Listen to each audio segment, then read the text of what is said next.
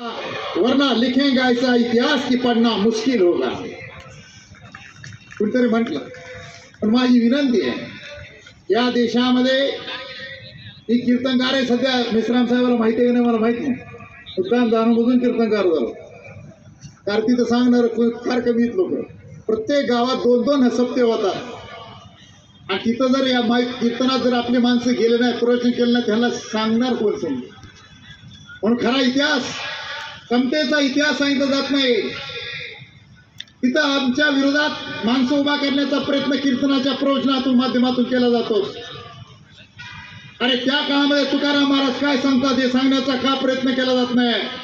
चोखा माझा गणपती, तुकाराम महाराज धाडस बघा. चोखा माझा गणपती, राधाई मारीन माझी सरस्वती सांगण्याचं धाडण तुकाराम महाराज करतात. हे कोण सांगणारे लोक. महाराशी शिवे कोपे ब्राह्मण तो नव्हे, त्या प्रायश्चित देहत्याग करिता नाही, हे ठणकावून सांगण्याची आम्हाला गरज आहे.